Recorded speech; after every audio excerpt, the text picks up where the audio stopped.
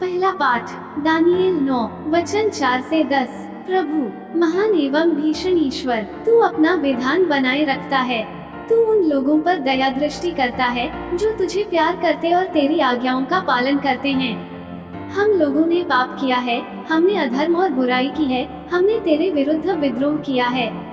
हमने तेरी आज्ञाओं तथा नियमों का मार्ग त्याग दिया है। नबी तेरे सेवक हमारे राजाओं, नेताओं, पुरखों और समस्त देश के लोगों को उपदेश देते थे। हमने उनकी शिक्षा पर ध्यान नहीं दिया है। प्रभु तू न्याय है और यहूदिया के लोग, यरूशलेम के निवासी, समस्त इजरायली, चाहे वे निकट रहते हों, चाहे उन दूर देशों में बिखेर दिया है, हम सब के सब कलंकित हैं। प्रभु हम सब कलंकित हैं, हमारे राजा, हमारे शासक और हमारे पुरखे, क्योंकि हमने तेरे विरुद्ध पाप किया है। हमारा प्रभु ईश्वर हम पर दया दृष्टि करे और हमें क्षमा प्रदान करे, क्योंकि हमने उसके विरुद्ध विद्रोह किया और अपने प्रभु ईश्वर की वाणी अनसुनी कर दी है। उसने अपने सेवकों, अपने नबियों द्वारा जो नियम हमारे सामने रखे थे, हमने उनका पालन नहीं किया। सुसमाचार संत लूकस का सुसमाचार 6 वचन 36 से 38। अपने स्वर्गिक पिता जैसे दयालु बनो, दोष न लगाओ और तुम पर भी दोष नहीं लगाया जाएगा। किसी के विरुद्ध निर्णय न दो और तुम्हारे विरुद्ध भी निर्णय नहीं दिया जाएगा। क्षमा करो और तुम्हें भी क्षमा मिल जाएगी, दो और तुम्हें भी दिया जाएगा। दबा दबा कर, हिला हिला कर भरी हुई, ऊपर उठी हुई, पूरी की पूरी नाप तुम्हारी गोद में डाली जाएगी, क्योंकि जिस नाप से तुम नापते हो, उसी से तुम्हारे लिए भी नापा जाएगा।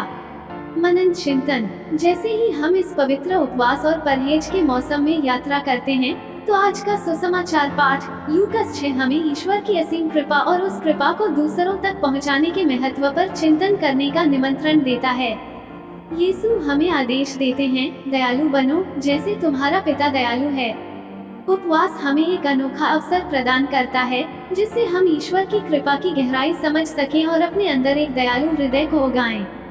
हमारे चालीसा के अभ्यास, प्रार्थना, उपवास और दान केवल रीतियां नहीं हैं, बल्कि अपने जीवन में ईश्वर की कृपा को अपनाने और प्रतिबिंबित करने के मार्ग हैं।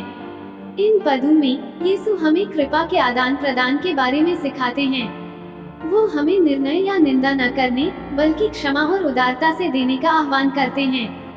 हम जितनी कृपा दूसरों तक पहुंचाते हैं, वही कृपा हमें ईश्वर से मिलती है। यह एक गहरा आह्वान है, निर्णय और आलोचना के चक्र से मुक्त होने का, अपने दिलों को कृपा की परिवर्तनशील शक्ति के लिए खोलने का। जब हम अपनी उपवास की यात्रा पर चिंतन करते हैं, तो आइए हम अपने संबंधों की जांच करें और अपने आप से पूछें, क्या हम निर्णय लेने में जल्दी करते हैं या हम समझने और क्षमा करने का प्रयास करते हैं? क्या हम अपना प्यार और करुणा संभालते हैं या हम उन्हें जरूरतमंदों के साथ उदारता से बांटते हैं? आइए हमारी उपवास की यात्रा को पिता की कृपा का अनुकरण करने के लिए एक सचेत प्रयास से चिन्हित करें।